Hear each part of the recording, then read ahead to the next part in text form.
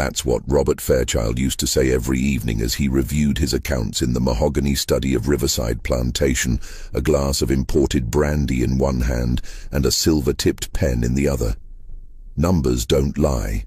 They can't deceive, can't plot, can't betray. They simply exist. Cold, neutral, absolute. Mathematical truth in a world built on convenient fictions. Robert Fairchild trusted numbers more than he trusted people, more than he trusted his overseers, his business partners, even his own family. Numbers were predictable, controllable, safe. But what Robert Fairchild never understood, what he couldn't possibly have understood until it was far too late, was that numbers could also remember. Numbers could document. Numbers could witness every transaction, every theft, every carefully hidden crime. Numbers could accumulate like rain filling a barrel drop by drop until suddenly the weight becomes too much and everything collapses. And in the hands of the right person, someone patient, someone brilliant, someone with nothing to lose and everything to prove, numbers could destroy. This is the story of a man who was never supposed to learn to read. A man who wasn't even supposed to have a name beyond the one his master gave him. A man who discovered that the greatest weapon against an empire built on lies wasn't violence, wasn't escape, wasn't even hope. It was truth, recorded in meticulous detail across hundreds of pages in 6 leather-bound ledgers that would eventually bring an entire plantation to its knees. His name was Samuel, though for years everyone at Riverside Plantation simply called him the accountant. And by the time Robert Fairchild realized what Samuel had been doing with those ledgers, recording in the shadows while pretending to be nothing more than a useful tool, it was already far too late to stop what was coming. The numbers had been waiting, watching, remembering, and they were about to speak. Samuel arrived at Riverside Plantation on a Tuesday morning in September 1842 at the age of 7. He came from a smaller farm upriver that had fallen into bankruptcy after 2 years of failed crops and mounting debts, part of a group of 12 people sold to settle what the previous owner owed to his creditors. The transaction was conducted on the front lawn of the failing farm, under a spreading oak tree, with the efficiency of livestock being transferred from one pen to another. Samuel was small for his age, rail-thin from insufficient food, with eyes that seemed too large for his narrow face. Eyes that watched everything even when he kept his head obediently down. Eyes that noticed things other children missed, the way the auctioneer's assistant miscounted the group twice before getting the number right, the way the prices being called out didn't match the figures being written down on the ledger, the way numbers seemed to exist in their own world, separate from the chaos of human emotions surrounding them. Most of the overseers at Riverside barely registered his presence those first few months. Just another child who would eventually be put to work in the fields once he grew strong enough to handle a cotton sack or wield a hoe for 12 hours under the merciless South Carolina sun. Robert Fairchild himself didn't even look at the boy during the purchase. He was too busy negotiating the price per head with the creditors, trying to drive the cost down by pointing out various deficiencies in the group being offered. "That one's too old," Fairchild had said, gesturing dismissively toward a gray-haired man. "Won't get 5 good years out of him. And those 2 children are practically useless for at least another 3 years. I'm taking on dead weight here." The creditor had shrugged. "Then don't buy them. I've got 2 other interested parties coming tomorrow." It was a bluff. Everyone knew it was a bluff, but Fairchild had paid anyway. 12 people for 8,400 clone. $700 each, averaged out, though of course some were valued higher than others in the actual accounting. Samuel, being small and young, was probably worth no more than $300 in Fairchild's mental calculations. An investment that might pay off in 10 years if the boy survived and grew strong. Fairchild had no idea he was purchasing the instrument of his own destruction for a bargain price.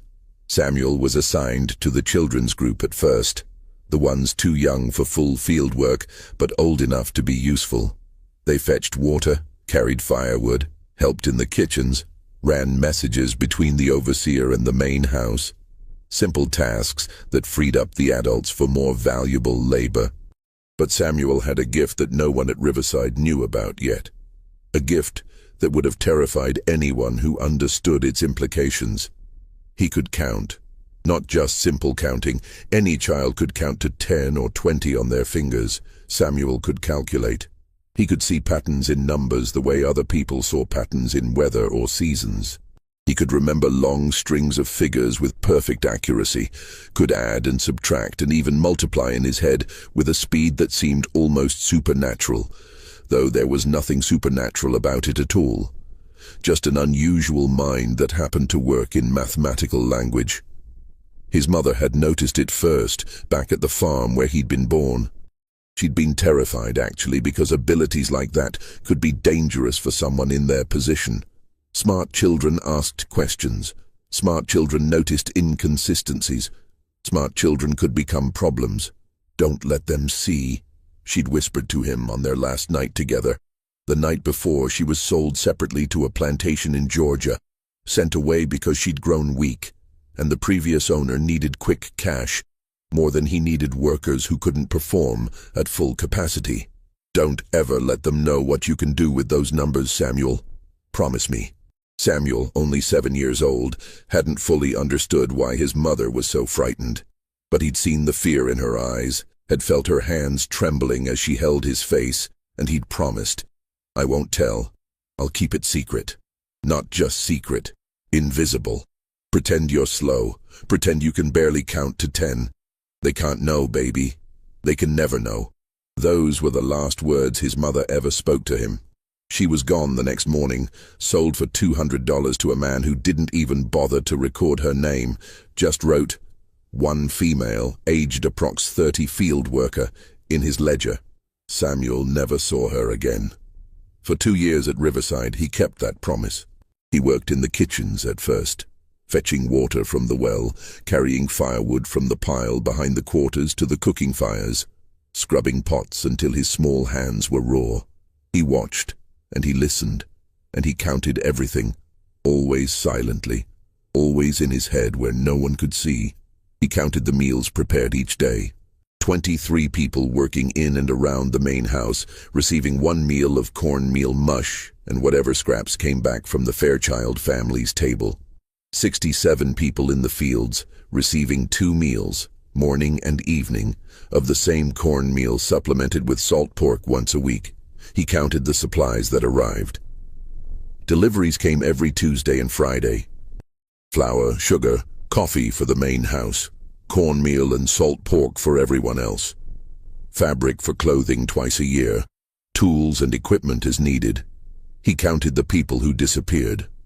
3 in his first year at Riverside, 1 old woman who died of fever in the winter, 1 young man who was sold after breaking his leg and healing improperly, 1 girl about Samuel's age who simply vanished one day and was never spoken of again. Though Samuel heard whispered conversations that made him understand she'd run away and been caught and sold south to a harsher place as punishment. And he counted the new arrivals who came to replace those who left. 4 people in that first year, purchased at various prices that Samuel overheard the overseers discussing. He counted discrepancies. That was the key, really. Not just counting things, but noticing when the numbers didn't match. When Fairchild's overseer claimed 32 bushels of corn had been used for the week's rations, but Samuel had watched only 28 bushels actually distributed. When the supply wagon arrived with 40 sacks of cornmeal, but the inventory book recorded 45. When Fairchild purchased 4 people, but only 3 appeared at Riverside, the 4th presumably sold elsewhere for a quick profit that wouldn't appear in any official records. Samuel noticed all of it. And because he was 7, then 8, then 9 years old, because he was small and quiet and kept his eyes down and never caused trouble, no one noticed him noticing. No one except Martha, the head cook, who'd taken a liking to the quiet boy who worked efficiently and never complained. "You got something special in that head of yours," Martha had said to him one evening when they were alone in the kitchen. "Everyone else already gone to the quarters for the night. I see you counting. See your lips moving sometimes, doing figures." Samuel's heart had nearly stopped. He'd been so careful, but apparently not careful enough. "I don't," He'd started to deny it, but Martha had held up a hand. "Hush now. I ain't gonna tell nobody. But you be more careful here. You think you being clever hiding it, but people see more than you think. And what you got, that gift with numbers, that could be useful or it could be dangerous, depending on who knows about it. My mama said to keep it secret. Your mama was smart. But Samuel..." Martha had knelt down so she was eye level with him, her weathered face serious. "Sometimes secrets need to come out at the right time, not now. You too young now, and it wouldn't serve nothing but getting you sold away or worse. But someday maybe that gift of yours could mean something, could do something. You understand?" Samuel hadn't understood, not really, but he'd nodded anyway. "Good boy. Now go on to bed. And Samuel, practice your counting in your head where nobody can see. Get so good at it that numbers become like breathing. Because if the time ever comes when you need that gift, you're gonna need to be better at it than anybody expects." It was Martha who taught him his letters secretly over the course of the next 2 years. Not proper reading. That would have been too dangerous if discovered, but enough that he could recognize written numbers and basic words. She'd use a stick to draw figures in the ash of the cooling cooking fire, showing him how to write 1, 2, 3, how those symbols corresponded to the quantities in his head. "Why are you helping me?" Samuel had asked once. Martha had been quiet for a long time. "Had a son once," she'd finally said. "About your age. He was smart too smart. Started asking questions about things he's seen, things that didn't add up. Overseer heard him talking, told the master, and..." She'd trailed off, but her meaning was clear. "So maybe I'm helping you because I couldn't help him. Maybe I'm helping you because someone with a gift like yours shouldn't have to hide it forever. Or maybe I'm just a foolish old woman. Don't matter. Just learn what I'm teaching you, and keep your mouth shut about it." By the time Samuel was 9 years old, he could write all the numbers from 0 to 1,000. He could do addition and subtraction on paper, though he was still faster in his head. He could recognize about 50 written words, mostly related to quantities and measurements: bushel, pound, dollar, paid, owed. And he was beginning to understand something that would change the course of his life. The entire plantation operated on numbers. Everything was calculated, measured, valued in dollars and cents. And those numbers were recorded in ledgers that lived in Robert Fairchild's study. Samuel had seen the ledgers, of course. He cleaned the study twice a week, dusting the shelves and sweeping the floor, while Fairchild was out inspecting the fields or conducting business in Charleston.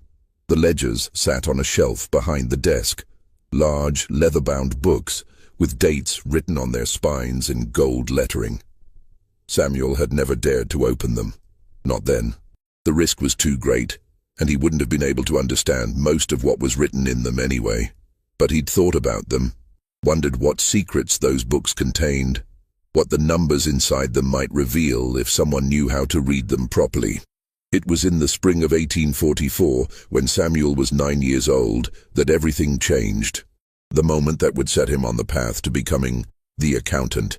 He was carrying a bucket of water through the yard on a warm April morning, the kind of morning when the air smelled like flowers and possibility, when he heard shouting coming from the main house, loud, angry shouting that made Samuel freeze in place, water sloshing over the bucket's rim. Through the open window of the study, he could see Robert Fairchild and another man, Thomas, the free black man who came from Charleston twice a week to manage the plantation's accounts. Thomas was educated, could read and write and calculate, and Fairchild paid him a small wage to keep the books in order because Fairchild himself didn't have the patience for detailed bookkeeping. But right now Fairchild looked anything but pleased with Thomas's work. "These numbers don't balance," Fairchild was shouting, slamming his palm on the desk hard enough that the ink pot jumped. "I purchased 40 barrels of molasses in January, Thomas. 40 barrels. According to your books, we should still have 22 barrels remaining. I have my foreman telling me we have only 16 barrels in the storehouse." Thomas was sweating despite the mild temperature, flipping through pages frantically, his hands shaking slightly. "Sir, I've recorded every distribution exactly as you reported it to me." Then either you're incompetent or someone is stealing from me. 6 barrels don't just vanish into thin air. Perhaps if we review the distribution records. I don't pay you to make excuses, Thomas. I pay you to keep accurate books, and clearly you're failing at that basic task.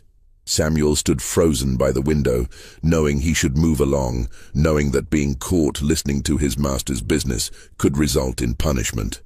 But something about the numbers Fairchild had just mentioned made him pause, made his mind automatically start calculating even though he knew he shouldn't. 40 barrels purchased. 22 should remain according to the books, but only 16 actually exist. 6 barrels missing. His mind worked through the problem the way it always did with numbers, pulling up memories with the same precision that Fairchild's ledgers should have maintained but apparently didn't. January purchase, 40 barrels. Samuel remembered the delivery, remembered counting them as they were unloaded from the wagon. 40 barrels confirmed. February. Samuel had watched Martha use 3 barrels for the big dinner party Fairchild had hosted for business associates from Charleston. Expensive desserts, elaborate dishes that required molasses. 3 barrels, recorded properly in Thomas's books according to what Fairchild was saying. March. 4 barrels had been distributed to the field workers as part of their monthly rations, something Fairchild did occasionally, when he was in a generous mood or trying to encourage better work during the busy season. 4 barrels, also properly recorded. That was 7 barrels used. 40 minus 7 equals 33. But Fairchild's book said only 18 had been used, leaving 22. And reality showed only 16 remaining. The discrepancy wasn't Thomas's fault. The discrepancy existed because someone had taken 6 barrels without reporting it, and Samuel knew exactly when that had happened. Late one night in February, Samuel had been awakened by the sound of a wagon in the yard. He'd peered out through a crack in the wall of the quarters and had seen 5 or 6 barrels. He couldn't be certain of the exact number in the darkness, being loaded onto a wagon by Fairchild's nephew, Charles, who managed the plantation's cotton sales in Charleston and visited Riverside occasionally. Samuel had thought nothing of it at the time. Masters and their families moved goods around all the time. It wasn't his business to question why or where. But now, doing the mathematics in his head, Samuel understood. Those barrels had been taken by Charles, taken without being recorded in the books, either sold for personal profit or used for some other purpose that Fairchild didn't know about or had conveniently forgotten about when it came time to account for the discrepancy. The missing barrels weren't stolen by workers. They'd been taken by family. And Thomas was about to be blamed for a theft he hadn't committed and a discrepancy he hadn't created. Samuel stood there in the warm spring sunlight, water bucket heavy in his small hands, and faced a choice. He could walk away, say nothing, let Thomas take the blame. It wasn't Samuel's problem. Getting involved would only draw attention to himself, would risk revealing the one thing his mother had made him promise to keep hidden. Or he could speak up. Risk everything for the sake of a man he barely knew, for the sake of truth, for the sake of numbers that didn't lie even when people did. Samuel had no idea that this single moment would define the rest of his life, that the choice he was about to make would set in motion a chain of events that would eventually destroy Robert Fairchild and everything he'd built. All Samuel knew was that watching an innocent man be blamed for something that wasn't his fault felt wrong in a way that made his stomach hurt. But in the end, on that spring morning in 1844, Samuel said nothing. He walked away before anyone noticed him, poured the water where it needed to go, and returned to his work with his heart pounding and his mind racing. He was 9 years old, too young, too powerless. Speaking up would have accomplished nothing except getting himself in trouble. But as he worked through the rest of that day, scrubbing pots in the kitchen while Martha hummed a quiet song, Samuel couldn't stop thinking about those numbers, about the injustice of Thomas being blamed, about the way Fairchild didn't even consider that his own family might be the source of the problem, about the way numbers could tell a story that people didn't want to hear. 3 days later, Thomas was dismissed. Fairchild accused him of poor record-keeping at best, possible complicity and theft at worst. The man left Riverside Plantation in disgrace, his reputation damaged, unlikely to find similar work again in Charleston, where everyone would hear about his supposed incompetence. Samuel watched him leave from the kitchen window, saw the way Thomas's shoulders slumped as he loaded his few possessions into a small cart, and felt something harden in his chest, something cold and determined.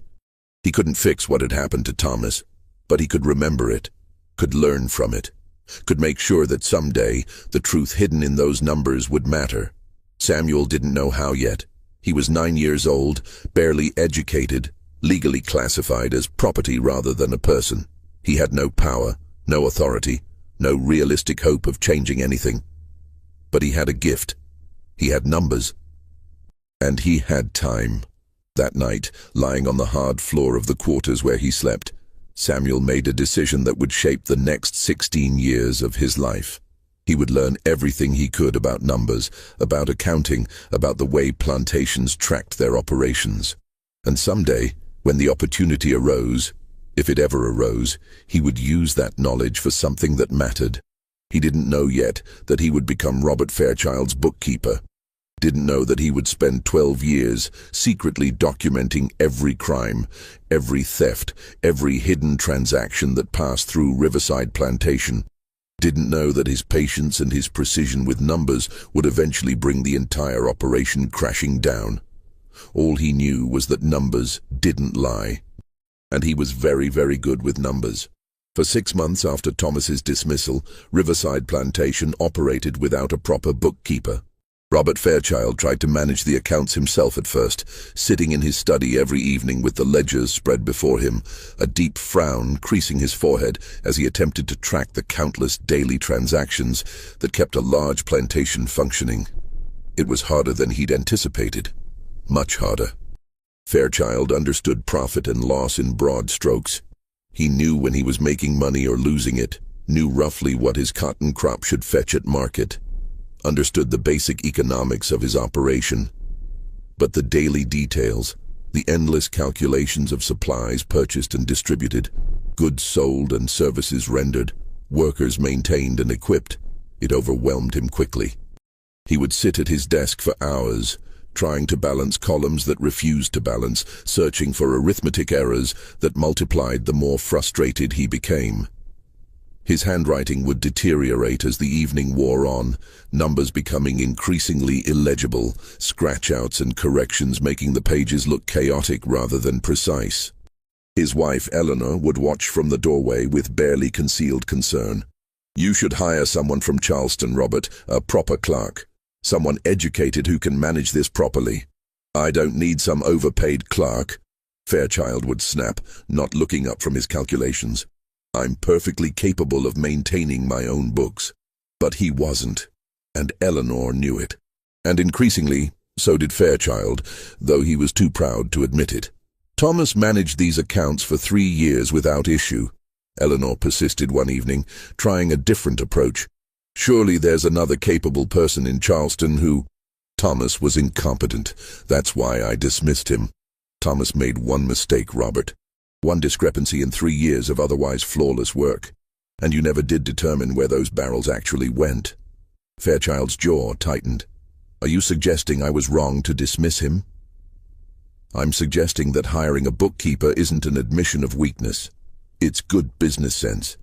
You have more important matters to attend to than adding columns of figures every night, and pay Charleston wages to some clerk who'll probably cheat me, just like Thomas did. No. I'll manage my own affairs, Eleanor. The subject is closed." Eleanor knew better than to push further when her husband used that tone. She withdrew from the doorway, leaving Fairchild alone with his books and his pride. But the problems continued. Suppliers began complaining about late payments or disputed invoices. Cotton buyers in Charleston raised questions about discrepancies in the quantities Fairchild claimed to be producing. The plantation's foreman started reporting supplies that should have been available according to Fairchild's records, but somehow weren't actually in the storehouse. It was during this time, in the autumn of 1844, that Samuel began to see an opportunity. He was 10 years old now, a bit taller, still working primarily in and around the main house. He'd progressed from basic kitchen work to more general household tasks, cleaning, running errands, assisting with various duties as needed. It was the kind of position that gave him access to many parts of the plantation, including the main house itself, where he could observe Fairchild's growing frustration with the accounts. Samuel watched with keen interest every time he cleaned the study, noting the disorganization of the ledgers, the obvious errors in Fairchild's calculations, the mounting chaos of the financial records. He began to understand that this wasn't just a temporary inconvenience for Fairchild. The man was genuinely struggling, and that struggle was affecting the entire plantation's operations. Martha noticed Samuel's interest, of course. She noticed everything about the quiet boy who'd become like a son to her in the 2 years since he'd arrived at Riverside. "Dangerous thoughts you're having," she murmured to him one evening as they worked together in the kitchen, her voice barely above a whisper. "I can see them in your eyes, Samuel. You're thinking about those books in the study." Samuel didn't bother denying it. "Master Fairchild needs help with the accounts. Master Fairchild needs a lot of things. Doesn't mean he should get them from a 10-year-old boy who ain't supposed to know how to count past his fingers. But I do know how. And I'm good at it, Martha. Better than he is. That's exactly why it's dangerous, child. You show them what you can do and maybe they find you useful. But useful can be just as risky as useless in a place like this. Useful means valuable. Valuable means you'll never be let go. Never be sold. Never have a chance at freedom because you're too valuable to lose." Samuel considered this. He'd thought about freedom occasionally, the way all enslaved people did, but it seemed so impossibly distant that it barely felt real. Freedom was something that happened to other people, or didn't happen at all. It wasn't something he could reasonably hope for or plan toward. But being useful, being valuable in a way that kept him close to the center of Riverside's operations, close to information and opportunities, that seemed more achievable, more within his control. "What if I want to be useful?" he asked quietly. Martha sighed, her weathered hands stilling in their work. "Then you're braver or more foolish than I thought. Maybe both." She was quiet for a moment, then added, "If you're gonna do this and I can see in your face you've already decided, then do it smart. Don't just show them you can add and subtract. Show them you're better than any clerk they could hire from Charleston. Show them you're worth the risk of teaching, worth the scandal of having a slave boy manage their books." "How?" "Wait for the right moment. Don't push. Don't volunteer. Wait until he's desperate enough that your solution looks like a gift from God rather than a challenge to his authority." Men like Fairchild don't like being shown up by people they consider beneath them. But they do like being rescued from their own incompetence, as long as the rescue doesn't make them look weak. It was good advice. Samuel took it to heart. He continued his work, continued watching Fairchild struggle with the accounts, continued waiting for the right moment. That moment came on a cold afternoon in late November, almost 6 months after Thomas's dismissal. Samuel was cleaning the study, dusting shelves, sweeping floors, emptying the ash from the fireplace, when Fairchild sat down at his desk with the current ledger and a stack of receipts that needed to be recorded. Samuel could tell from the man's posture, from the heaviness of his movements, that it had been a difficult day. Indeed, he'd overheard the foreman earlier reporting that 3 field workers had collapsed from illness, that one of the cotton wagons had broken an axle, and that a shipment of supplies from Charleston had arrived with several items missing or damaged. Problems that needed to be solved, decisions that needed to be made, and now accounting that needed to be done when Fairchild was already exhausted. Samuel worked quietly in the corner, making himself as invisible as possible, while Fairchild began the laborious process of recording the day's transactions. He could see the man's frustration mounting as he tried to add columns of figures, getting different totals each time, scratching out errors, starting over. After 20 minutes, Fairchild threw his pen down on the desk with enough force to splatter ink. "Damn these numbers," he muttered, then louder with real anguish in his voice. "Why won't they balance?" Samuel knew he should stay silent. This wasn't his business. He was just a child, just a servant, just someone who was supposed to be invisible. But the numbers were right there on the desk. And even from across the room, Samuel could see the error, could see exactly why the columns weren't balancing, could fix it in seconds if given the chance. His mother's voice echoed in his memory. Don't let them see. Don't ever let them know. But Martha's voice was there too. Wait for the right moment. Wait until he's desperate enough. Samuel made his decision. The error is in column 3, sir, he said quietly, not looking up from his sweeping. His heart hammered so hard he could feel it in his throat. You added the February cotton sales twice. Once on page 12 and again on page 15. The study went completely silent. Samuel continued sweeping, forcing his hands to stay steady even though every instinct screamed at him to run. He'd just crossed a line that couldn't be uncrossed. Either this would work, or it would end very badly. When Fairchild finally spoke, his voice was strange, controlled but with an undercurrent of something dangerous. What did you say? The February sales, sir. They're recorded twice in different places. If you subtract the second entry, your total will balance. More silence. Then the sound of pages turning. Samuel dared to glance up and saw Fairchild staring at the ledger, his finger tracing down the columns. Page 12. Then page 15. His expression shifted from confusion to disbelief to something else. Something calculating. These are... You're correct. Fairchild looked up at Samuel with eyes that suddenly seemed to see him for the first time as something other than part of the furniture. How did you know that? Can you read these numbers? This was the moment. The point of no return. Yes, sir. I can read numbers. All of them. Who taught you? No one taught me, sir. I just understand them. I always have. Fairchild stood slowly, walking around the desk to stand directly in front of Samuel. The boy forced himself not to flinch, not to show fear, even though Fairchild was tall and imposing, and Samuel was small, and had just admitted to something that could be considered dangerous or threatening, depending on how the master chose to interpret it. You can read and calculate, Fairchild said slowly, as if testing the idea. A child. He didn't finish the sentence, but the implication hung in the air. A slave child. Someone who shouldn't have these abilities. Someone who definitely shouldn't be displaying them. Yes, sir. Prove it. Fairchild returned to his desk, flipping to a page near the middle of the ledger. The total at the bottom of page 23. Add it to the total at the bottom of page 26.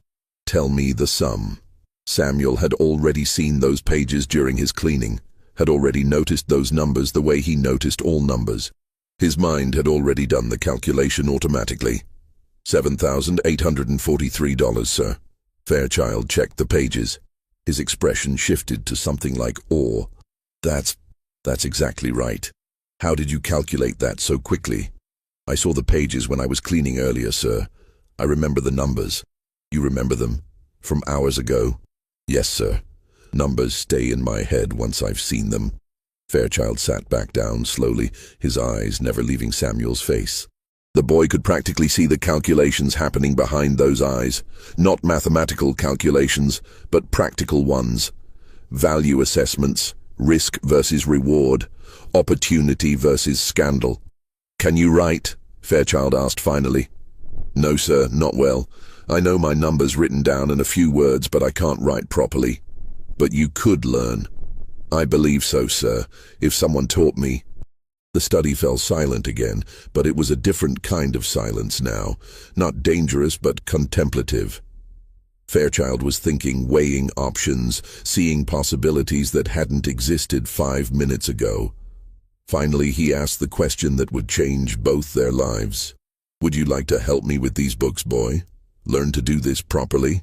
Samuel knew what this meant. It meant being pulled out of the normal work routines. It meant special treatment that would make some people jealous and others suspicious. It meant being noticed, being watched, being valuable in a way that could become its own kind of prison. But it also meant access, information, understanding the inner workings of the plantation in a way no other enslaved person would ever have. It meant power of a sort, the power that comes from knowing things others don't know. Yes, sir, Samuel said quietly. I would like that very much. Then we'll begin tomorrow. 1 hour each evening. I'll teach you to write properly, and you'll help me with these accounts. But Samuel," Fairchild's voice took on a warning tone, "this arrangement stays between us. You don't speak of it to the other servants. You don't boast about it. You simply do the work I assign you and nothing more. Understood?" "Yes, sir. I understand." "Good. Now finish your cleaning and go about your regular duties. Tomorrow evening, we begin." Samuel completed his work and left the study, his mind reeling. He'd done it. He'd taken the first step on a path that would eventually lead to something he couldn't yet imagine, something that would take 12 more years to fully unfold. When he returned to the quarters that evening and found Martha waiting with his dinner, a bowl of thin soup and a piece of cornbread, she took one look at his face and knew something had changed. "You did it," she said simply. "You showed him. I showed him. And I start tomorrow. He's going to teach me to write, going to let me help with the accounting." Martha was quiet for a long moment, her expression unreadable. Finally, she pulled Samuel into a rare embrace, holding him tight enough that he could feel her trembling slightly. "Then you be smart about this, you hear me? Smarter than you've ever been. Learn everything he'll teach you. Become so good at this that he can't imagine doing without you. But Samuel," she pulled back to look him in the eyes, "don't ever forget what we are to them. Don't let his teaching make you think you're special or safe or anything other than property that happens to be useful. The moment you stop being useful, or the moment you become threatening, all this will end. And that ending might not be gentle. I know. Do you? Really?" Samuel thought about that, about what he was getting into, about the risks and the limited rewards, about the fact that no matter how valuable he became, he would still be enslaved, still be property, still be subject to Fairchild's whims and moods and needs. "I know," he said again, "but Martha, even if I'm just property to him, even if this doesn't change what I am, at least I'll understand. I'll see how everything works. I'll know things, and maybe someday knowing things will matter." Martha studied his face for a long moment, then nodded slowly. "You got your mama's eyes," she said quietly. "Seeing things, understanding things. I just hope you got more luck than she did too." They didn't speak of it again that night, but as Samuel lay down to sleep, his mind was already racing ahead, already thinking about what he would learn, what he would see, what opportunities might present themselves. He had no way of knowing that this was the beginning of something that would eventually destroy Robert Fairchild's entire operation, that the trust Fairchild was placing in him would become the weapon that brought everything crashing down. All Samuel knew was that tomorrow he would start learning to write, learning to keep proper accounts, learning to navigate the world of plantation bookkeeping from the inside. And in learning those things, he would discover something that would define his entire life.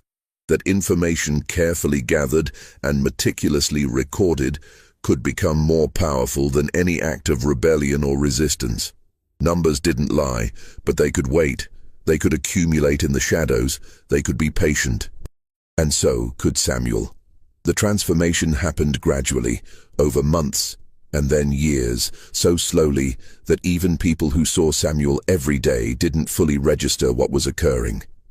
It started with the evening lessons. Every day as the sun set and the field workers returned to their quarters, Samuel would present himself at the study door. Fairchild would admit him, and for 1 hour, precisely 1 hour timed by the clock on the mantel, they would work together on writing and accounting.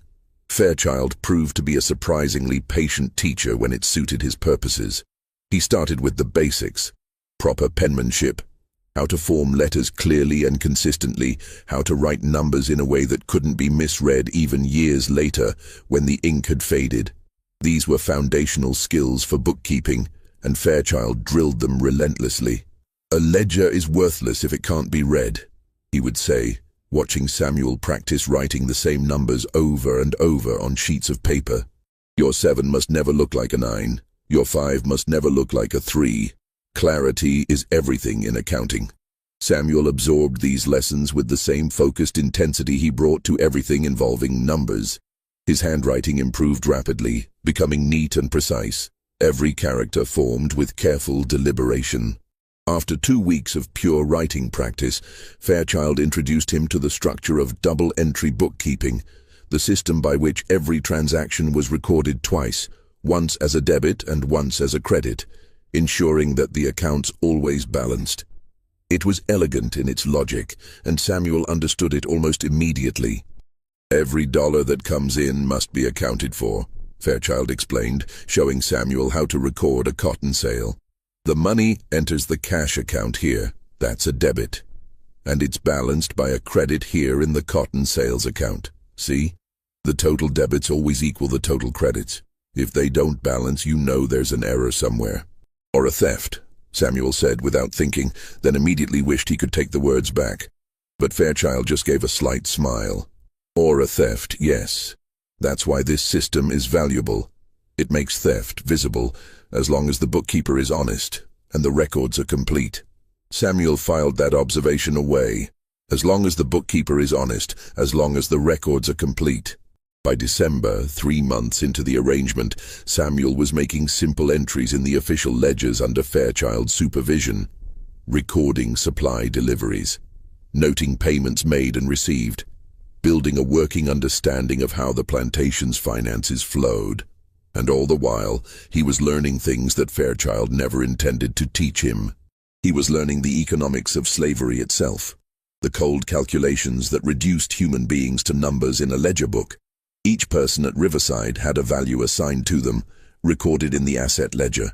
Field workers worth between $800 and $200 depending on age, health, and skill.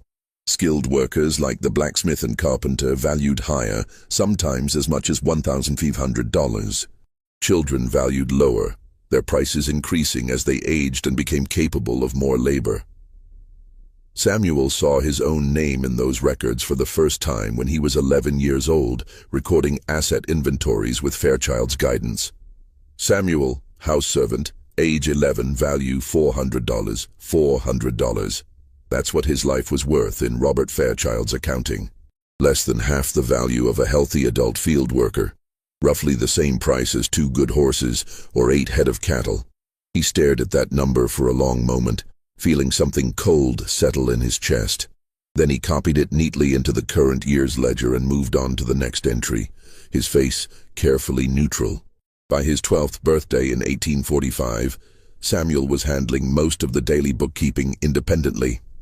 Fairchild would review his work each evening, checking for errors, occasionally making corrections, but increasingly trusting Samuel's accuracy. The boy had proven himself to be not just capable, but exceptional, faster and more precise than Thomas had ever been, and certainly far better than Fairchild himself. The arrangement raised eyebrows among the plantation's white overseers and staff. A slave child managing the account books. It was irregular, possibly scandalous, definitely strange. But Fairchild dismissed any concerns with confident authority.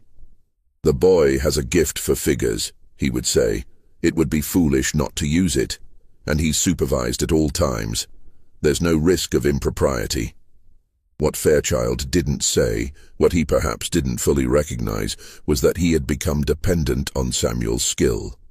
The accounts had never been more organized, more accurate, more reliable.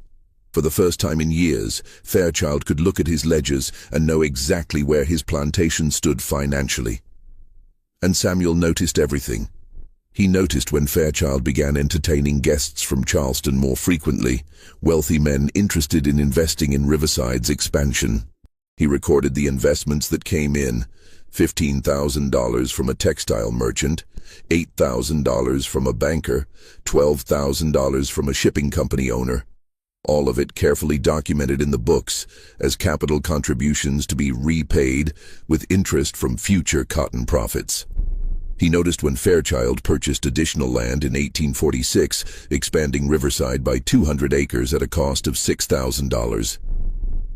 And when Fairchild purchased 15 more workers to cultivate that new land, spending another $14,000 at various auctions. He noticed when the debts began to accumulate. Loans from banks in Charleston to cover expansion costs, notes payable to suppliers, interest charges that mounted month by month. And most significantly, Samuel noticed when Fairchild began recording numbers that didn't quite match reality. It started small. A cotton shipment recorded as 30 bales, when Samuel had counted only 28 being loaded onto the wagon. Supply costs recorded as $150, when the actual receipt showed $165. Minor discrepancies that might have been simple mistakes, the kind of small errors that happen in any business. But they kept happening, and they always skewed in the same direction, making Riverside appear more profitable than it actually was. By 1847, when Samuel was 13 years old, he had begun to understand something profound. Robert Fairchild was lying. Not constantly, not about everything, but frequently enough to create a fictional version of Riverside Plantation's finances that looked considerably healthier than the reality. And Samuel was the one recording those lies in the official ledgers. At first, he didn't know what to do with this knowledge. He was 13 years old, still learning, still developing his understanding of how businesses operated and what constituted fraud versus normal business practices. Maybe this was just how plantations worked. Maybe everyone did this. But the more he learned, the more certain he became that what Fairchild was doing wasn't normal. It was deception. It was fraud. And it was getting worse as the debts mounted and the pressure to show profits increased. It was during this period, in late 1847, that Samuel made a decision that would define the next 13 years of his life. He would begin keeping his own records. A second set of books that told the true story of Riverside Plantation's finances and operations. Not to do anything with immediately, he had no power, no authority, no way to use such information, but to document, to preserve, to create a record that might someday matter. He started small and carefully. Fairchild had given him a small room adjacent to the study, barely more than a closet really, but it had a narrow bed, a small table, and enough space to call his own. More privacy than most enslaved people at Riverside ever had. Samuel used that privacy to begin his secret accounting project. He couldn't risk keeping full ledgers. They would be too obvious if discovered. Instead, he started with a single notebook, small enough to hide easily, in which he recorded discrepancies and observations. When the official ledger showed one number but Samuel knew the reality was different, he noted it. When Fairchild made a decision that seemed questionable, Samuel documented it. The first entry, dated November 15, 1847, was simple. Official books show cotton yield 847 bales, actual count 809 bales. Difference 38 bales reported but not produced. Price per bale $45. False profit claimed $1,710. The second entry, 2 weeks later, Master F recorded payment of $230 to blacksmith for equipment repairs. Actual payment $180. Difference $50. Unknown where money went. Entry by entry, week by week, month by month, Samuel built his secret accounting of Riverside Plantation. He developed his own shorthand, his own code, ways of recording information that would look like meaningless scratch work to anyone who didn't know what they were looking at. And he was careful, extraordinarily careful. He never wrote when anyone might see, never left his notebook anywhere it might be found. He developed a loose floorboard under his bed where he could hide his documentation, checking it obsessively to ensure it remained secure. By 1849, when Samuel was 15 years old, he had filled his first small notebook completely and started a second. The scope of his documentation had expanded beyond just financial discrepancies. He'd begun recording something else, something that would later prove even more important than the fraud he was documenting. He recorded the people, not as Fairchild recorded them, as property values in an asset ledger. Samuel recorded them as human beings, their names, their ages, where they'd come from, their families, their skills and personalities and hopes, to the extent that he could learn these things through careful observation and quiet conversations. And most importantly, He recorded what happened to them. When 16-year-old David was sold to a plantation in Mississippi in spring of 1849, the official ledgers recorded, sale of one male field worker, age 16, price $950. Samuel's notebook recorded, David, son of Margaret and Paul, sold to Trader Hammond for transport to Mississippi. Fairchild reported sale price $950, but actually received $100. Difference $150 unreported income. David's family not informed until after sale completed. When elderly Ruth died during the harsh winter of 1849-1850, Fairchild's ledger recorded a loss of property value. One female, aged approximately 60, died. Asset value written down, $100. Samuel's notebook recorded, Ruth, age 63, worked at Riverside for 28 years, died of pneumonia, deck 24, requested medical attention 3 times in week before death.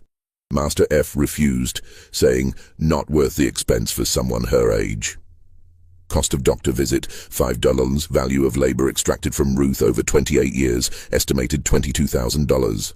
Page by page, person by person, Samuel built a historical record that existed nowhere else. A testament to lives lived and struggles endured. Names that would have been forgotten, stories that would have been lost. He did this partially for practical reasons. These details might prove useful as documentation of Fairchild's misdeeds. But he also did it for a deeper reason that he couldn't quite articulate even to himself.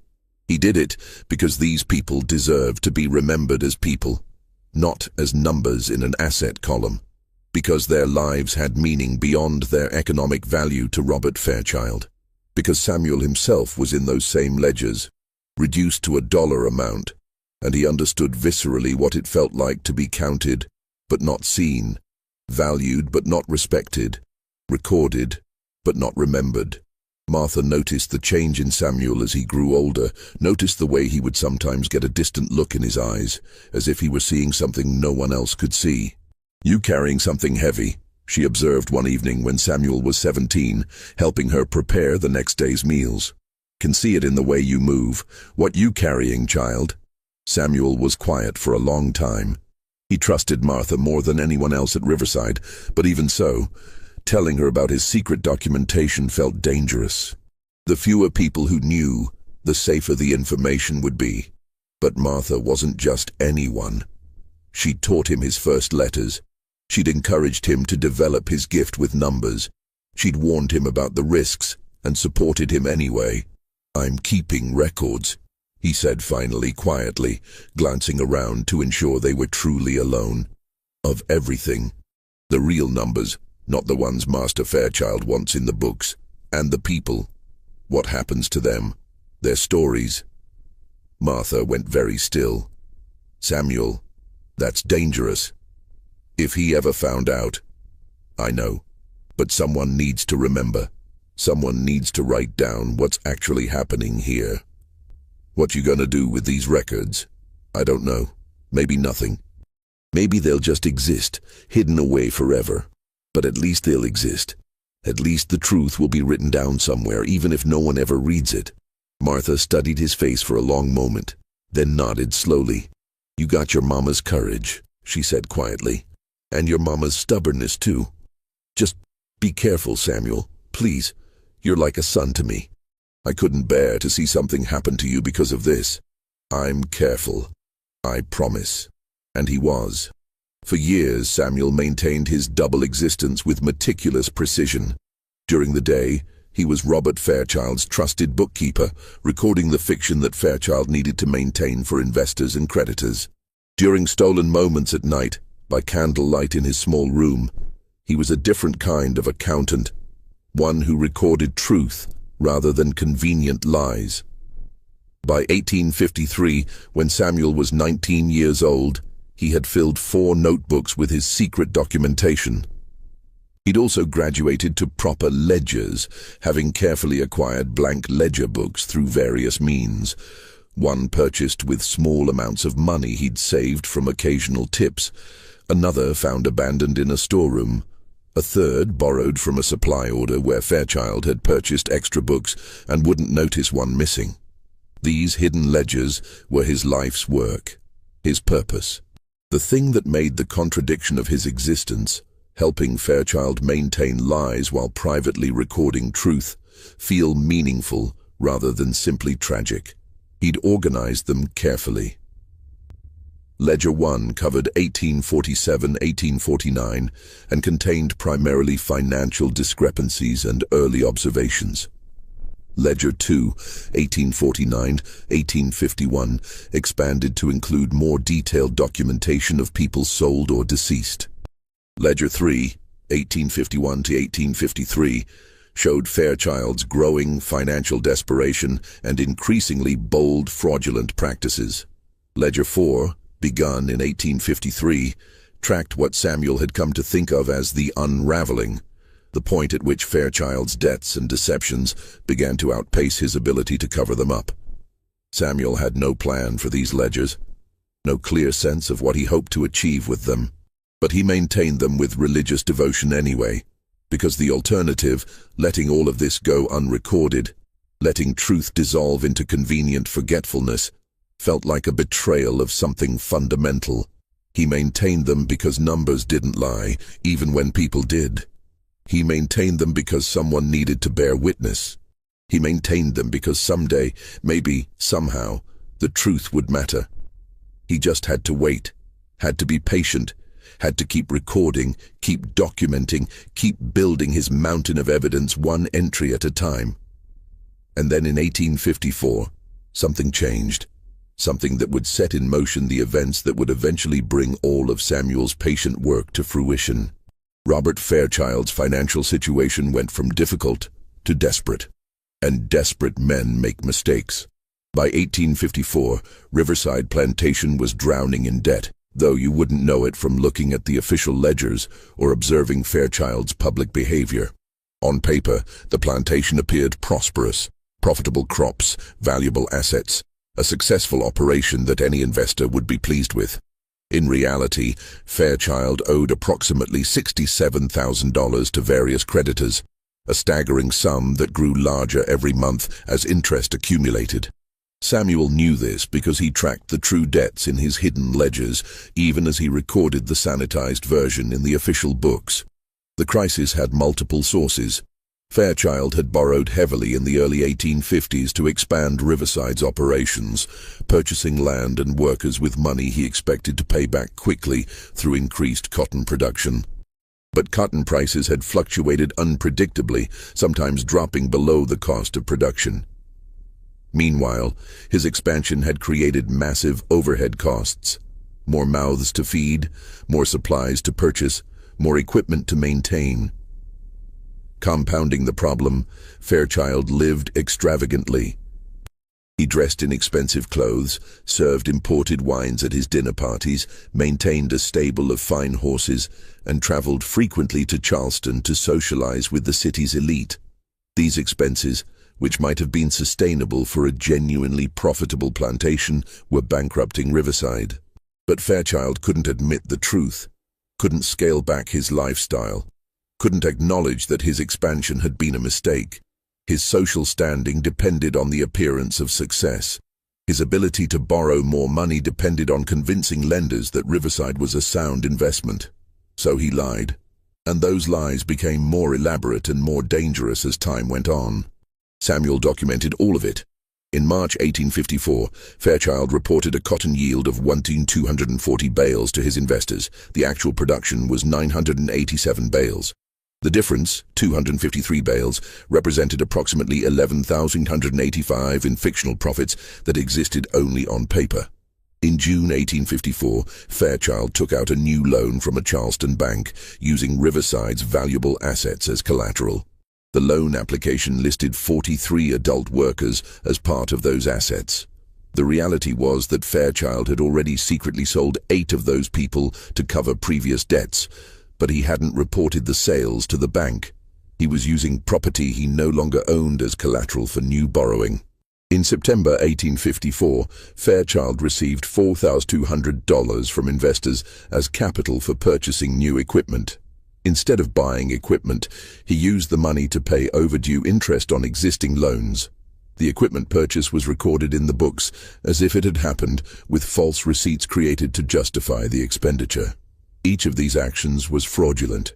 Each one represented not just financial deception, but criminal behavior that could result in prison time if discovered and proven. And Samuel recorded every single instance with meticulous detail in his hidden ledgers. He recorded the dates, the amounts, the nature of each deception. He noted which investors or creditors were being deceived. He documented the real transactions that the false records were designed to hide. And when possible, he noted the names of other people who knew about or were involved in the frauds. Fairchild's nephew Charles, who frequently helped arrange secret sales, the plantation foreman, who sometimes provided false production numbers, a clerk in Charleston who created backdated receipts for a fee. By the end of 1854, Samuel's fourth ledger was nearly full, and he began a fifth.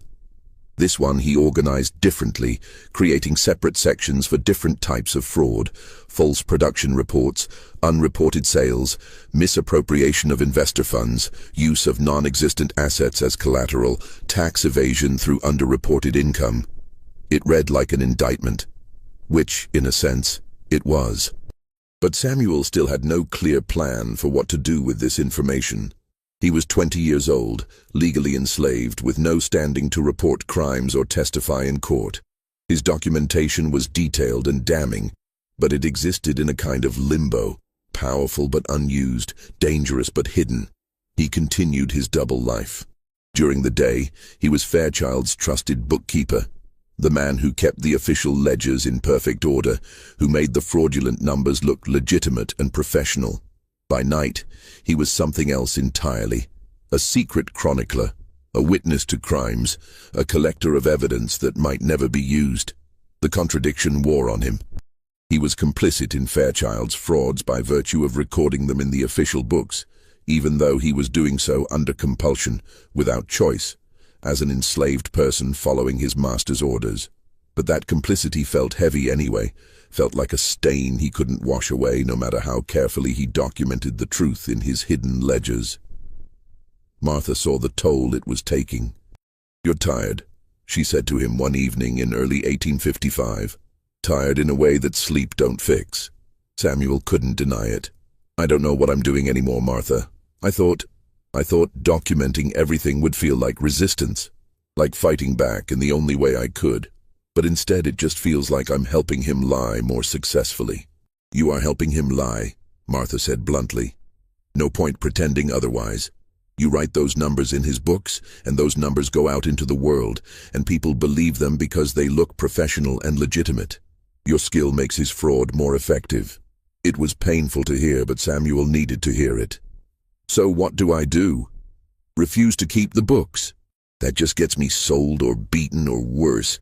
And then someone else would do the bookkeeping, and the fraud would continue, and I'd lose access to all this information. I ain't saying you should stop. I'm saying you should stop fooling yourself about what you're doing. You're not resisting right now, you're surviving. Recording things ain't the same as changing things. Writing truth in a hidden book ain't the same as speaking truth where it matters." "Then what would you have me do?" Martha was quiet for a long moment. "I don't know, child. I truly don't. Maybe there ain't nothing you can do. Maybe you just keep your head down and survive and hope that someday those books you're keeping will matter to someone. Or maybe—" She trailed off. "Maybe what?" "Maybe someday an opportunity will come. Someone who could actually use what you know. Someone with power to act on it. And maybe when that happens, you'll need to decide if survival is still the most important thing, or if you're willing to risk it all for the chance that truth might actually matter." Samuel thought about that conversation for weeks afterward. Martha was right that he was surviving rather than resisting. Right that his hidden ledgers, for all the time and effort he'd invested in them, didn't actually change anything. They were just records of injustice, not remedies for it. But what else could he do? He had no power, no authority, no legal standing. An enslaved man testifying against his master would be laughed out of any courtroom, assuming the case even made it that far. His documented evidence, no matter how thorough, was meaningless without someone who could actually use it. So he continued, continued documenting, continued waiting, continued surviving, and the fraud continued to escalate. In 1855, Fairchild's financial situation became truly dire. Interest payments on his various debts were consuming nearly all of Riverside's actual profits. He'd borrowed as much as the Charleston banks would lend him. His investors were starting to ask uncomfortable questions about returns on their capital. He needed money, large amounts of it, quickly. That's when he began stealing from his wife's family. Eleanor Fairchild had brought a substantial dowry to the marriage, $25,000 held in trust, managed by Robert but technically belonging to her, secured by law to ensure she would have resources if he died or if the marriage dissolved. The trust was supposed to be inviolate, protected from Robert's business dealings. But in June 1855, Robert began quietly borrowing from that trust. It started with $2,000, recorded in the official books as a loan from Eleanor with her permission. Samuel knew that Eleanor hadn't given permission because he'd heard them arguing about it through the study door. "You have no right, Robert. That money is legally mine. It's temporarily borrowed, Eleanor. An investment opportunity that will pay returns that benefit both of us. I'll repay it within 6 months. You said the same thing about the last investment opportunity and the one before that. I want my money left alone." But Eleanor had no real power to stop her husband. The law gave Robert control over her property. Her protests were noted and ignored. By the end of 1855, Robert had borrowed $8,000 from Eleanor's trust. Samuel documented each withdrawal in his hidden ledgers, noting that none of this money was used for investment opportunities as Robert claimed.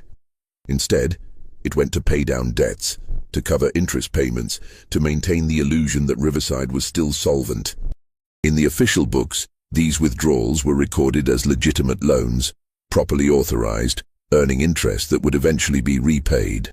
In Samuel's hidden ledgers, they were recorded as theft from Eleanor's legally protected trust, committed without her genuine consent, unlikely ever to be repaid. It was during this period that Samuel began to expand his documentation in a new direction. He started recording not just the frauds themselves, but potential witnesses who could verify them. When Fairchild made a secret sale of 3 workers to a trader named Colburn in September 1855, Samuel noted not just the sale itself, but every detail that might be used to verify it later.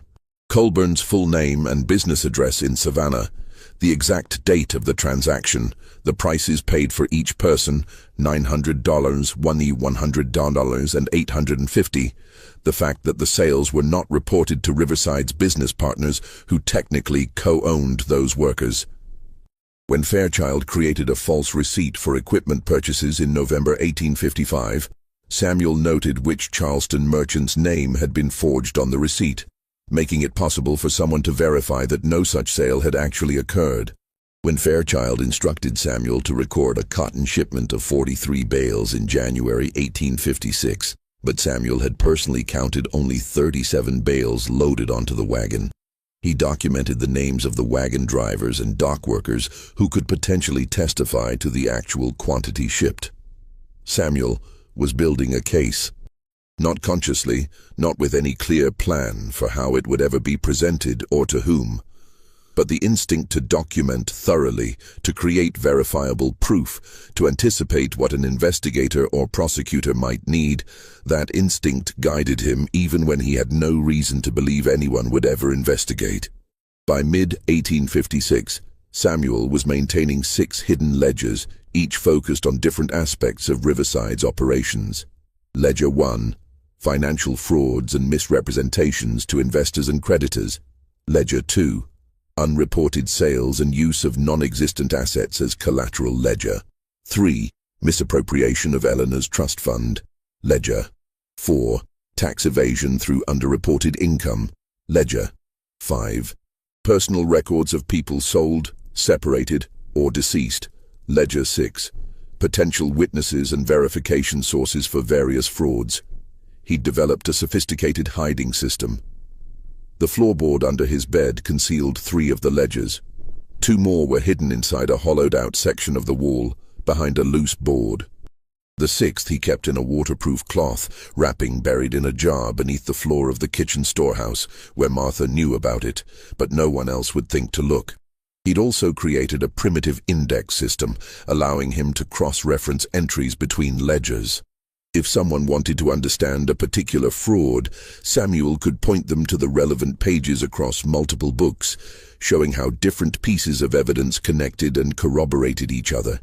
It was, in its way, a masterpiece of accounting and documentation, far more sophisticated than the official ledgers that Fairchild and the investors relied on.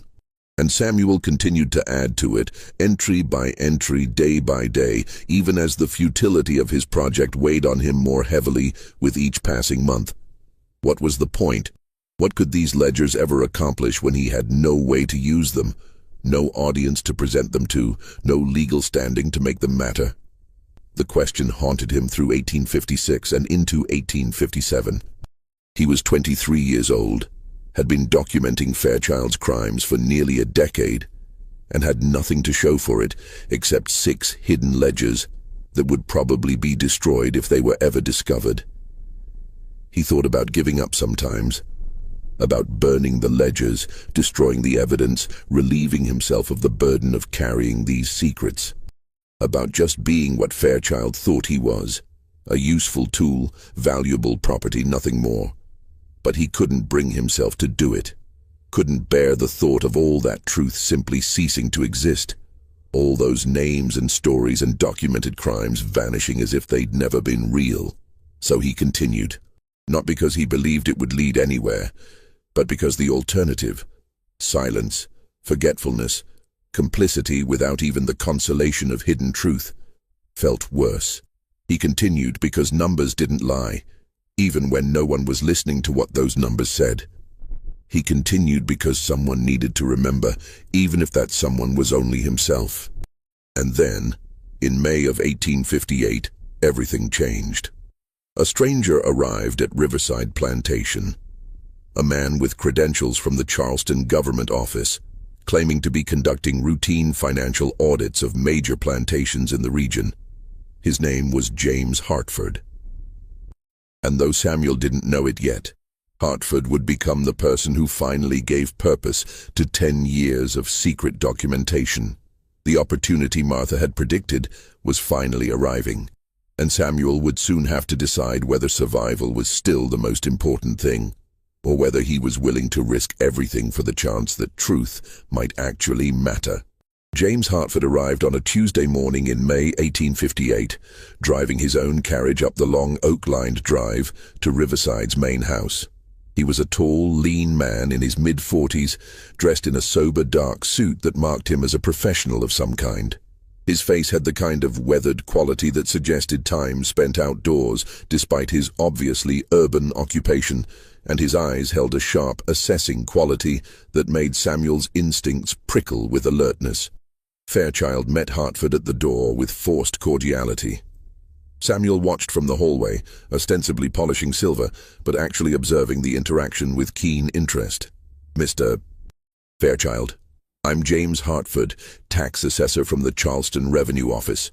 Hartford presented official-looking documents. "I'm here to conduct a financial audit of your plantation's operations."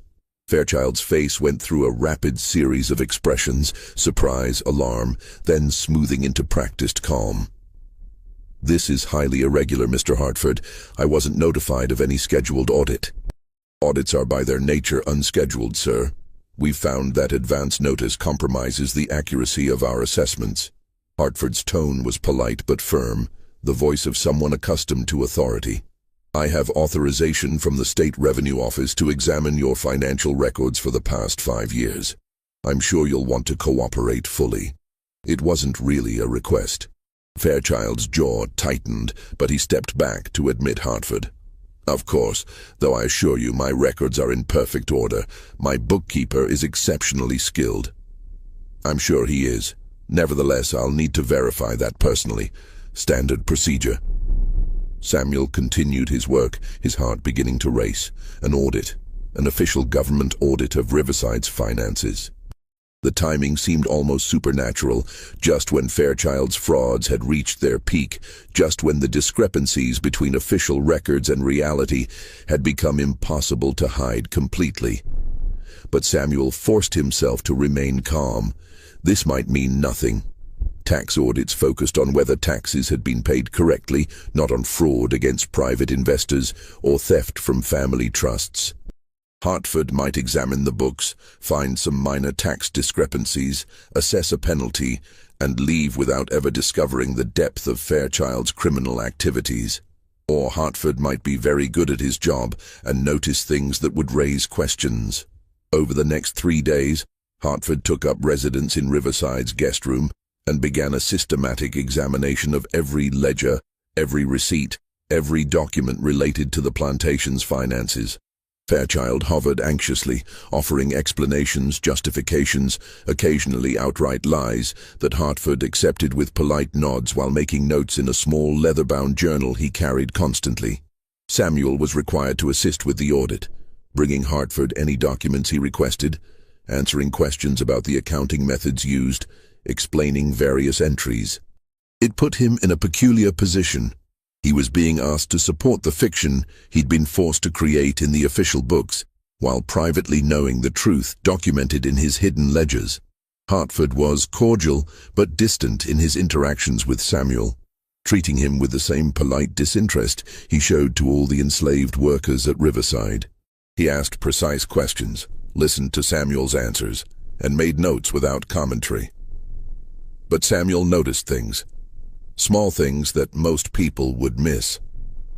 He noticed that Hartford's questions weren't random.